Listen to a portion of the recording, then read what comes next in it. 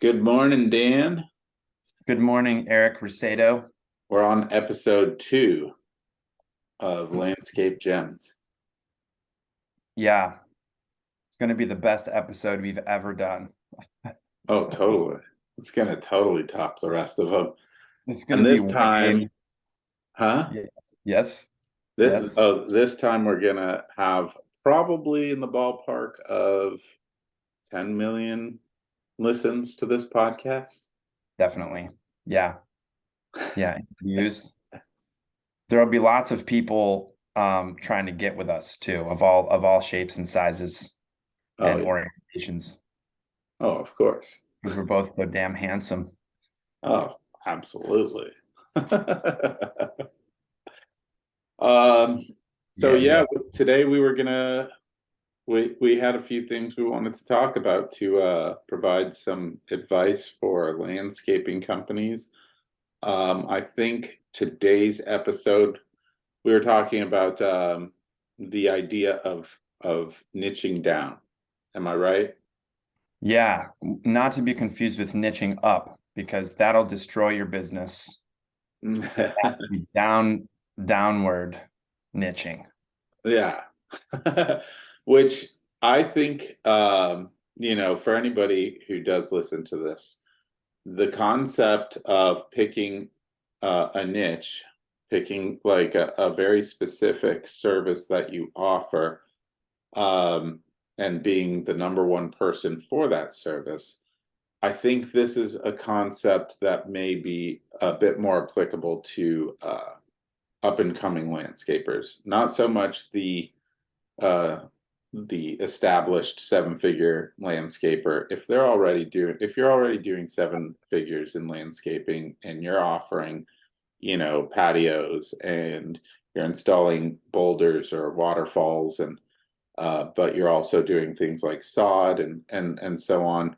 Um, and you've got a lot of clients, there's probably no need for you to cut out a bunch of your services and then and niche down. Whereas the new guy who comes along and he has no web presence or very little, and he's only got a few customers, but he really wants to expand. Um, this is where niching down could be a really good idea. Yep. Did you want to add to that? Well, this is a concept that we could talk a lot about. I mean, from a consumer perspective, I've experienced this many times. Someone wants to deliver a service, or I'm looking for a service, and I find someone who is sort of has a wide range. Well, I do this and I do this and I do this and I do this and I do this. And if you're the type of consumer like me that is typically looking for a very high quality service, I'm very picky about things, especially if I'm spending money on them. I don't want to, pay for something just to get it done and out of the way. Typically, the things that I'm working on are things that I really care about. So if I'm, getting a room painted, for example, I want a really, really solid paint job if I'm having a remodel done in a house, or if I'm having my car washed, or if I'm having, whatever it is, whatever it is. If I'm getting someone to come do my lawn, or if it's a hardscape, if it's what I want someone who is the best at that thing. And when you encounter a service provider that says, well, we do this wide array of things, it almost by default means, well, you can't be the best at any one of those things. Mhm. Because if I find a company that, here's a brief example. Well, on one of the houses that I have, the water heater was leaking, and I needed to replace it. And I talked to several plumbing companies, um, and I ended up going with a company called Hot Water Heater Pros. And that's all they do all day long is replace water heaters. And they came in, they did the job really, really well. They were fast, and they had better service warranties. Mhm. They actually warranted the service and the equipment for 5 years, which no other company did. So they did set themselves apart. But the reason for that is because they were the hot water heater pros, and I'm realizing I'm plugging their business. If you're in Middle Tennessee, you can check those guys out. But the point is that I ended up making the decision to go with them because I wanted to make sure that whoever was doing that job was 100%, you know, at that service. And so anyways, from a consumer perspective, it's really, really valid to pick something. And then, I think one of the things that might steer someone away from doing this is, well, am I going to get less business? If I'm only doing, if I can do a wide array of things and I know how to do those things, am I cutting out my opportunity to get business because I'm trying to get my business going? If I say I'm not going to do these other things, or I'm going to turn down this work. And I think that's one of the reasons that people don't do it, is because they want an opportunity to earn money in every way they can, especially when they're new. Right. What I would say to that is that's why you need to have some degree of marketing happening. And some people who are starting out, they don't even have a website. They have no online presence. But that's why marketing in general as a subject is so important, because the people who are looking for your service need to be able to find you, and they're out there, even if you're niched. So I'm sure you have stuff to add to that, but those are the thoughts I had. Absolutely. And you're totally right. It really does fall into the perspective of your client, another great example is like with roof repair and roof replacement. In that industry, you and I have both had a lot of experience with needing that kind of a service. How often is a person gonna look for a handyman to do that? Most handymen are going to be able to do that, but nobody's looking for a handyman to do that. They're looking for the specialist. They're looking for the person who is primarily dedicated to that one thing. So, for a landscaper, or somebody who's listening to this, if you're just starting out or you don't have an online presence, one thing that you can do to build up your customer base pretty fast is to sort of brand yourself as the specialist in one area. And that could be, I will say that there are people who kind of do this already, with like lawn care, which has made lawn care a little bit saturated in a lot of markets. But you could make yourself, the specialist in installing sod, for example. And your company, you could literally name your company, ZYX sod installers or something like that. And a person who's thinking with that, if that's your branding, you're probably going to be sticking with that for a while. But you could literally just, all you do is install sod, and that's what you're going to be stuck with by branding yourself as that. What you could also do is you could have like a whatever you want to name your company, like green whatever landscaping. Then you basically create your website around the idea of like sod installation. But as you bring on customers, these are people who you can sell to again and again with other services. And you talk to somebody, and you do a job for them, you install their sod, and you say, hey, listen, we also do landscape design. And they go, oh, I didn't know that. I thought you guys were just sod. Well, no, actually, that's how we've become known in the market. But because of the number of happy customers we have and the amount of success we've had with sod installation, we also found that there was a high demand for landscape design. So we started getting into that as well, and became quite good at that. Would you like to work with us on the design of your landscape? So it's when niching down, it doesn't necessarily mean you're going to cut out all other business. You're just looking for a way to make yourself known in the market relatively quickly and to build up that customer base relatively quickly so that you can then sell your other services. I agree. I mean, I think there's almost something to be said though for trying to specialize in it, which will simplify the business initially. I know that if I'm dealing with a company that is visually or apparently very small, Mhm. and the person tells me, oh, by the way, I can do this and I can do this and I can do this thing for you. And if you ever need this, and it's stuff that's like sort of all over the board, Mhm. I immediately get turned off by using that person for service because it seems a little bit desperate. Mm. It's like, well, I can do anything, I can do any type of service, and it's hard, again, as a startup business. And I guess we're definitely phrasing this or framing this rather on startup businesses, but it's hard not to be this way because again, you can do those things, and that maybe you're very great at all those things. But I think that, like the example you gave of how to kind of come out with that. And one of the things that can get around making that type of offer, or saying those things, is outside of the branding and positioning that you have, is just asking the person, oh wow, what services are you planning on doing? Wow, are you planning on doing any design in your yard, beyond this? If the sod, wow, after the sod, what else do you want to do? Mhm. Right.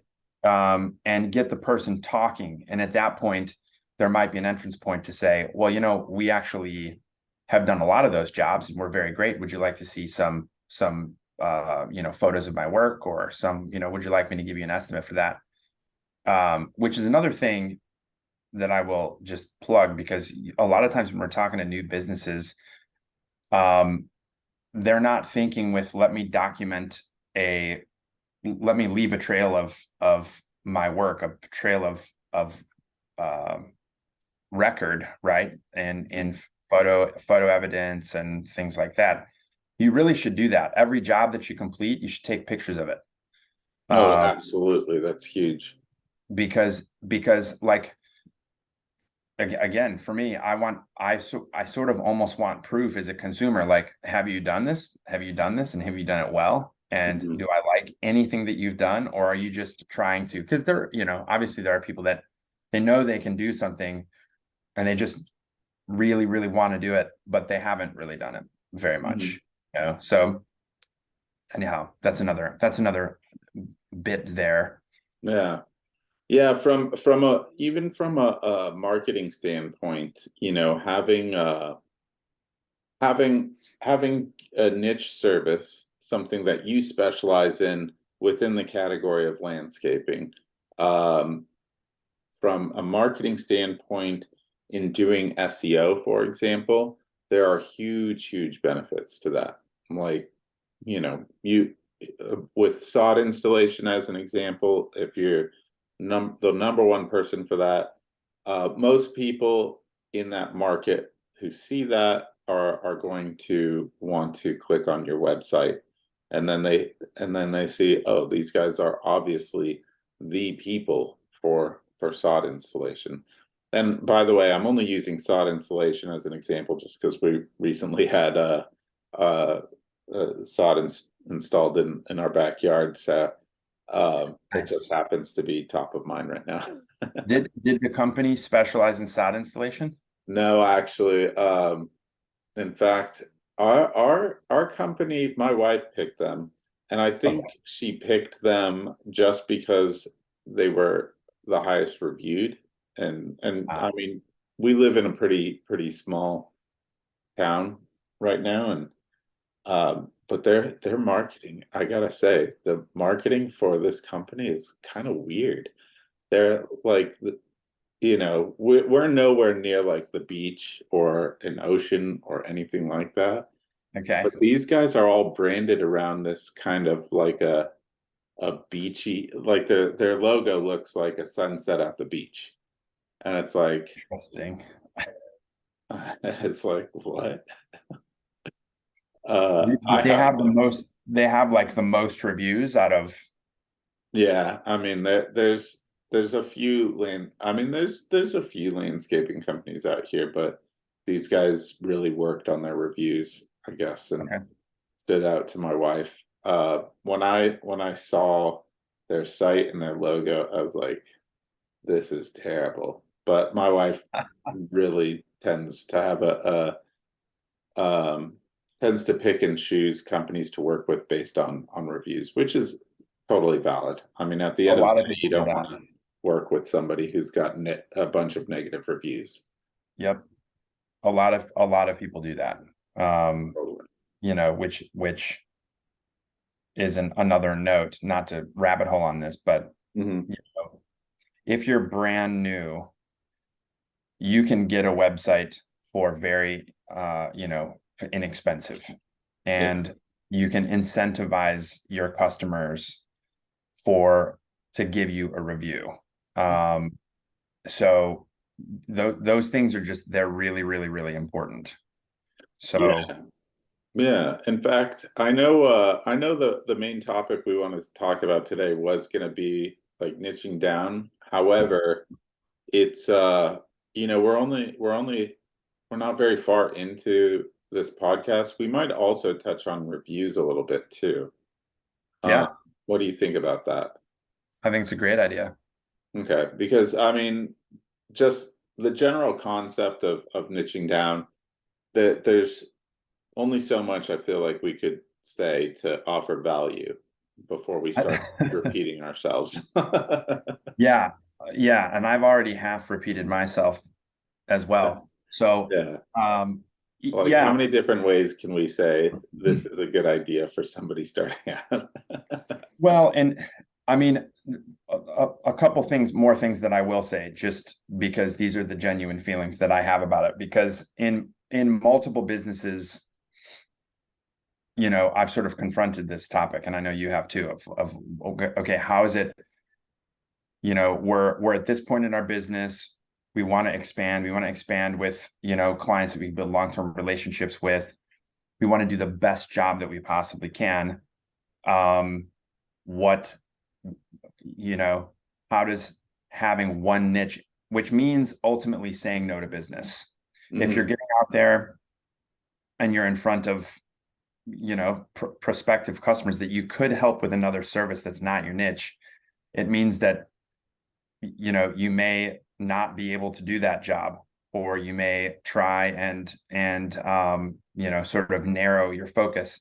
You typically, you'll get what you put your attention on. So if your attention is on, I want to do this one type of service and this is the only thing that I want to do, and my marketing and my actions and activities of outreach are going to be focused on this one type of service, Mhm. then you're going to be bypassing inevitably some things that you can do.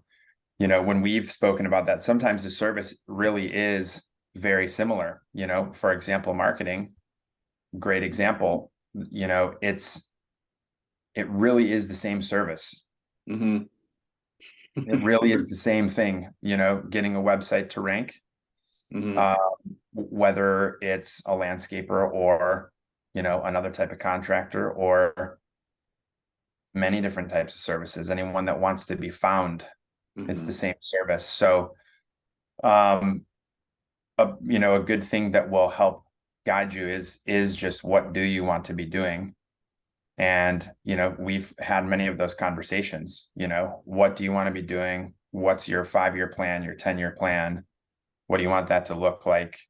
And this is a question that we ask clients, if you could have the perfect client, the perfect customer, where 100% of the time you're going to knock it out of the park and you're going to be happy doing it, and you're going to get the best reviews and referrals, and where you're going to shine, what is that customer like?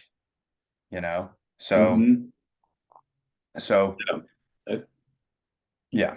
That's good. And it reminds me of a really something that we've talked about before with with marketing, um, and I think this is the last thing I'll say regarding on this topic. So Yeah. there's something called the marketing rule of seven, right? And we've talked about this before. Yeah. Basically, the concept is back in the day. I want to say, when movies were a relatively new thing, like I don't know when that was, the early 1900s or something like that. Um, Mhm. or yeah, early to mid 1900s. Uh, yeah, something like that. I don't know. But back then, when people were promoting movies, they found that every every seven people who saw their ad for a movie resulted in one sale of a movie ticket. And it became like a rule in marketing where um, every seven touches, essentially, you've reached somebody with your message, would result in a customer. Now, of course, today, with so much media, with social media, with podcasts, with the news, with TV and everything, today it's going to take a lot more than seven touches or seven reaches to a prospective customer. Yeah. But when you consider your marketing, if you've got like 30 different services you offer, and you're hitting on all 30 of them with a small budget, you're kind of getting like one or two touches here or there on Yep. everything, which results in zero customers. But if That's you a if good you point. budgeted all your marketing into one specific thing, well, now you could get hundreds of touches on that one thing that you're offering. Yep. And so your marketing dollars go a lot further when you're really promoting one service, as opposed to all of them. Now, if you've got like an unlimited budget, then by all means, Grant Cardone it and put yourself everywhere on everything, you know. Yep. Yep. Um, but if Even that's not, go ahead. he didn't, even he was niched. I mean, if you Oh, look at his sure. career, he has big segments of his career where he's focusing and niching. I Hmm. mean, niching is sort of the wrong word, but Hmm. he's targeting a specific thing. Early on, it was automotive Oh, dealerships, yeah. 100% automotive. Yep. And then he became like a sales trainer. Yep. That was his niche. It was, yeah, this is the guy you go to for sales training. Um, Yeah. but yeah, first it was automotive, and then it expanded into just sales training in general for all businesses. Yep. And then, that took off, and he started expanding into other areas as well.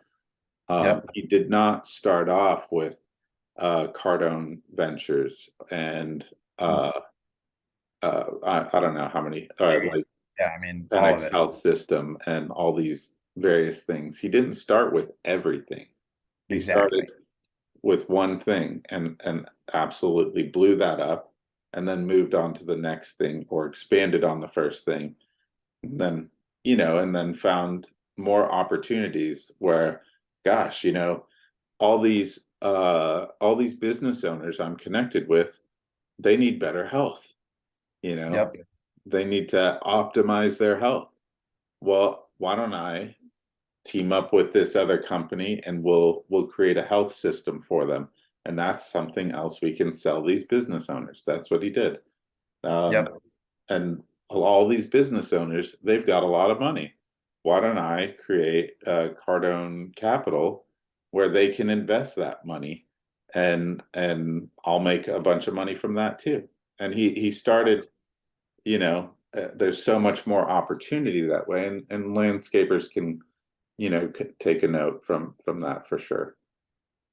Yeah, the more you lean into something, the deeper you go into something, you're going to, first off, the appropriate point to branch off is when you've sort of reached a level of professionalism or a level of success in a particular area or niche. Mhm. If you get mediocre at something, then you learn another thing and offer that service, then you learn another thing and offer that service. It's not the right time.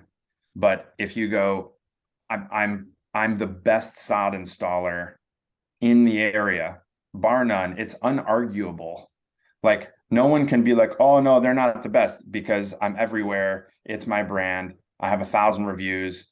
Like sod is my jam. If then it's like the number one sod installer is now doing hardscapes Mhm. because getting sod, I can put the hardscape next to it, Yeah. and you become total, like it's indisputable that you're the best at sod. Right. Yeah, That's the point absolutely. where it's like the best, the top sod person is now going into hardscapes. And people would be like, wow, great. And then you Yeah. really, it's all about just getting clients. Like no one's arguing um with it, because if you make that much of an impact in an area, I mean, look at, this is not the greatest or maybe most applicable example, but look at Elon Musk. Mhm. No one's questioning whether he's going to be successful in the things that he does. They're completely unrelated though, which makes it Mhm. even more wild. Yeah. But you know, uh it's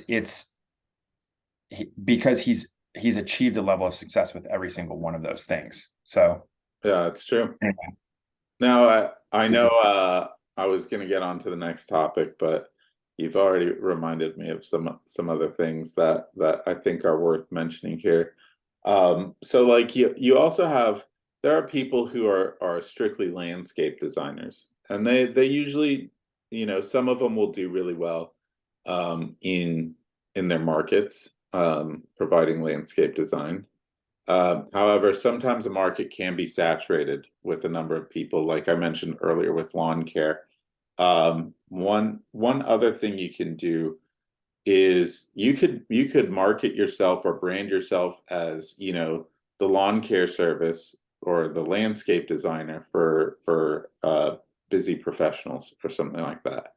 And that's like niching down even another step. You might find that there isn't a huge market for that, at least in the area that you're in. You might find, but you could appeal to your ideal client by doing something like that. So, like if you want to break into a market with very expensive houses and you want to provide landscape design for that, you could market yourself as the landscape designer for busy professionals. And what is, if you might even anybody listening to this might ask, well, what does that mean? Like I can do landscape design for anybody and everybody, right? But by branding yourself as that, you're going to appeal much better for busy professionals, people who are entrepreneurs. Um, like right now, you and I, we own a business. If I click on somebody's site right now and I'm looking for landscape design and I see number one landscape designer for busy professionals, what comes to my mind immediately is these guys aren't going to waste my time. They're yep, they're just not. They're going to accommodate the fact that I have a very busy schedule. Um, Somehow. I don't know how. All I know is that their service is designed for me, and what I need is somebody who's fast and who's not going to waste my time. Uh, yep, and now if I see that, and I also see another person who's just landscape design, I prefer the messaging of landscape design for busy professionals, you know? And hmm in some cases, I might choose that person over the guy who has even better photos of their work. yep. I might. Now it depends on the quality of photos too. I will say that. So if I mean, some But that's people a just really have good, amazing work. yeah, but that's a really good point though, is like, if I want a burrito for lunch, Hmm. you know, and I search for a burrito place and one of them just says, such and such burritos, and the other one says such and such burritos for super hungry people. It insinuates that, I'm going to get more full there. I'm going to have a much bigger portion, even if it's not. Yeah. It is a place where I'd be like, oh, I'm going to go to that place for super hungry people because I'm super hungry. I want a massive burrito for lunch. It's just an illustration of like those things work. Marketing does work because what is the person thinking with? And another way, to sort of figure these things out for your own niche is to do sort of a survey. You can, and that doesn't have to be super complex, but you can ask around.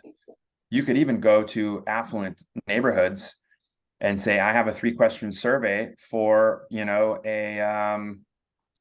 a free bush trimming or something, whatever, right? I just have 3 questions. Do you have a landscape company? Why did you hire them? What do you like the most about them? Or something like that. And it could give you an idea of like, oh, wow, well, this person's obviously paying good money for their lawn care.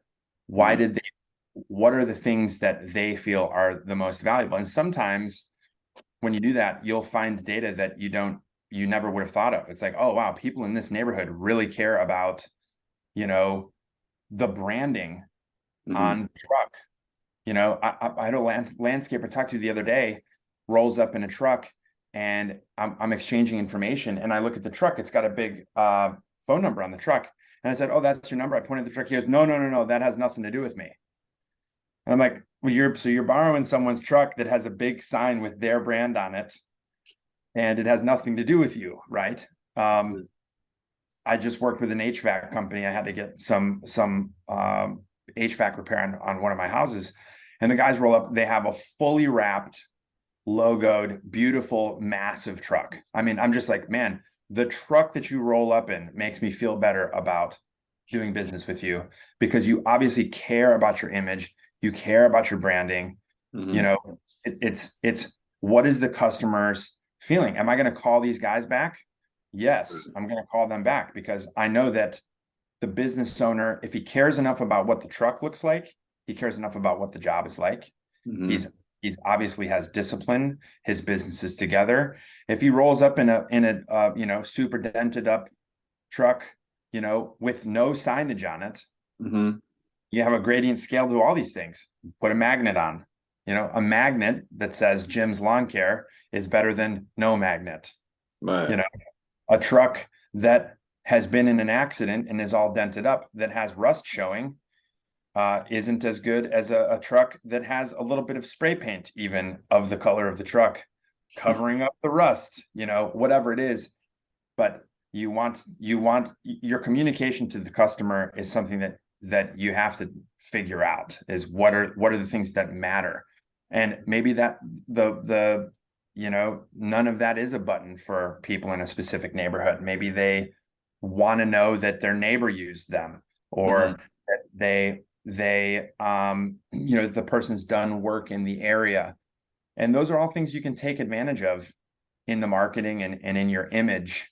Also, I will just throw this out there.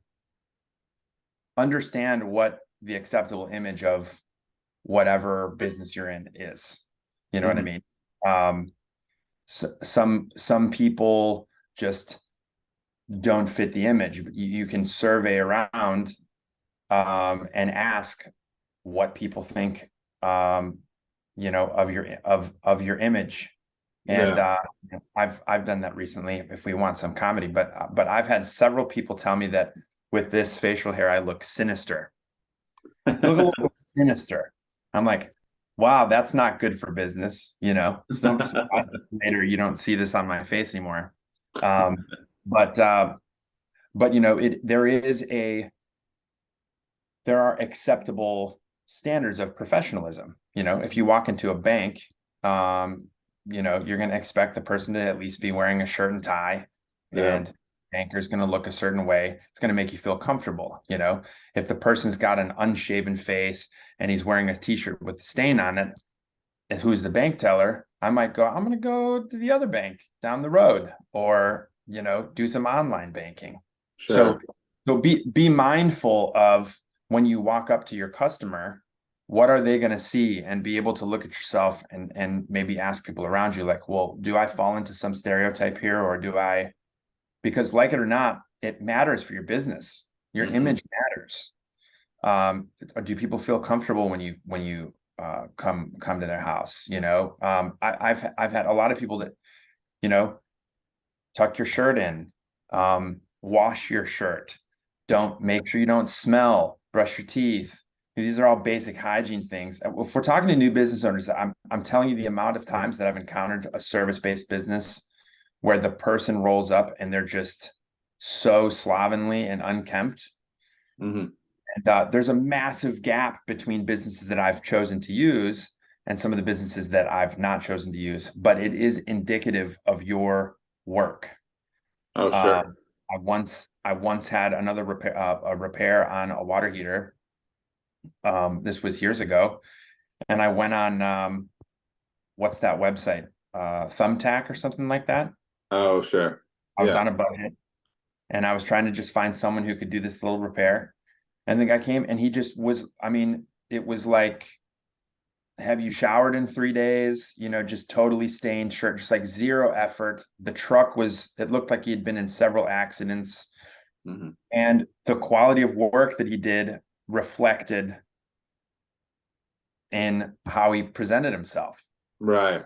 Yeah. Whether you like it or not, that is a thing. Anyway, No, that's a great point, and it kind of ties into the next thing we were going to talk about with like reviews, because customer service and how you present yourself is going to make a big difference. In fact, um, one of the observations I've made in working with landscapers, is a lot of the companies who are absolutely killing it, make an effort, a strong effort to provide great customer service, and to appear like a just showing off the best that they can, that they are a good company in whatever way, whether it be their branding and their image. They come up in a really nice truck. The person giving the estimate has a nice polo with their logo on it. exactly. They've It's got been laundered. It's what's been it's that? been it's been laundered. Oh It's yeah, it's then not covered in wrinkles that looks like they crumpled it up and threw it in the back of the truck all night and then put it on right before they came. yeah, exactly. And things like that. I mean, those things do make a difference. And that isn't to say, for somebody who's just starting out, for example, and all they've got is a mower and like an old truck, like that isn't to say that you're not going to get business um, right away. Like you might, being just starting out, you probably don't have a lot of money to invest. And but the best you can do is be personable, and that's going to make a lasting impression. And you can be real with people. You don't all you've got is a t-shirt and jeans and an old truck and a mower. Make a great impression with the person and be real and say, I'm just getting started, but I really want to just absolutely make my service the best service you've had, so that I can make a name for myself. And That's a people great will point. appreciate that. They're going to want to support the small guy. They're going to want to support the underdog who's trying to make a name for himself and who seems to be a really great guy. Yeah. Uh, and Yeah, don't let any of this stuff discourage you. I mean, all of this goes on a gradient, if you are that person and you're brand new, I mean, hopefully you are watching this. So hopefully there's some gems in here for you. yeah, But the most important thing is how you communicate, over and above anything else. And yep, again, if you ask around and to get someone's opinion, if someone says, hey, can I have your honest opinion on this? Do you think my appearance is acceptable today?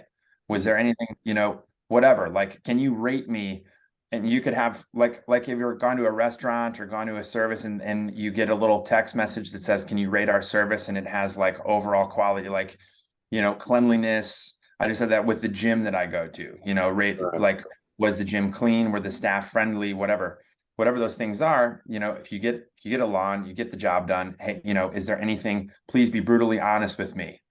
You're not Yeah. going to offend me. But you'll find out this HVAC company, they sent 3 or 4 guys. They all had big beards. That was Hmm. totally acceptable to me because they were wearing logoed t-shirts.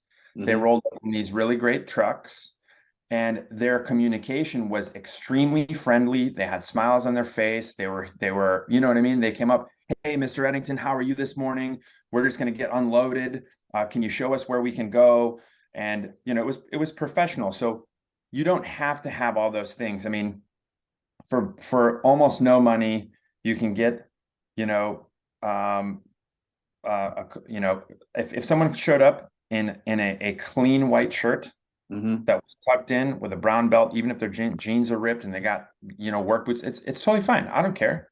Right. Yeah, Just you absolutely. know, just if you can see, if a customer can see that an effort was made. Hmm. Oh, he tucked his shirt in, an effort was made. It's Right. just, there is a corollary between effort in image, how you present yourself, represent yourself, and effort in the quality of work that you deliver. And people can see that, whether it's subconscious or not. People know that exists. Yeah. So Yeah, absolutely. And in some cases, someone listening to this might think to themselves, "Oh, well, I never really did any of that. I really never made a big effort, and I seem to be getting customers." The difference is by making that effort, you might be getting more customers or higher paying customers than you currently are. So yep. it is true, like, the guys that I'm working with, for example, in our yard, um, that I don't have a lot of options. There's just not a lot of landscapers in my area. So yeah, they can get away with uh, not having the greatest appearance, and that stuff doesn't actually bother me so much. But I'm telling you, the moment someone comes into my neighborhood and they've got some great pamphlets with images of their work, they've got awesome polos, great trucks. The moment that person comes into my market, they're going to be putting everyone else out of business. Like, because that's superior customer service, and it goes a long way. And it also means, more positive Google reviews and standing out, or Yelp in certain cases, Yelp reviews and standing out in the market because of that. Another great example of this is we also had our air ducts cleaned recently in the house. Um, the customer service was so awesome. I just loved these guys. I was like, man, that they weren't too chatty. They weren't overly chatty. Like, they saw Were that. they being themselves? Yeah, yeah, they were. Um, they were totally being themselves, and they were helpful. They answered all my questions and asked me if there was anything else I wanted to know, and they told me exactly what they were going to be doing step by step, and um, they understood that I was working, and told me, like, hey, when we need to do your office, is that going to be okay? First off, if we're making noise in there. And I said, yeah. And they said, okay, great. It's only going to be about 3 minutes in your office, and then we'll be out of your hair. I'm like, okay, cool. But the coolest, what I really liked was after, they were very social with me. They were very, friendly.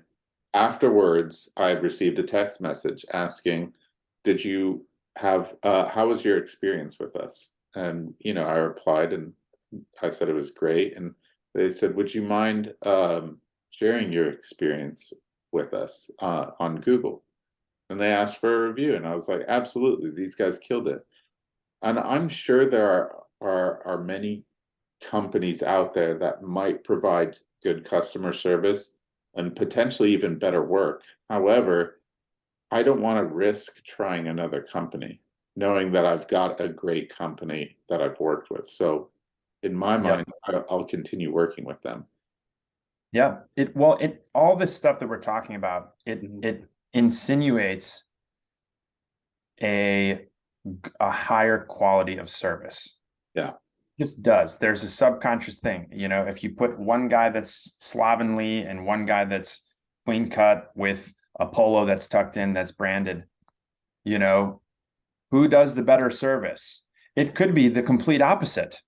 Mhm. The person who didn't take any time to make himself up in the morning could have a way better ability to provide a service than the other guy. Mhm.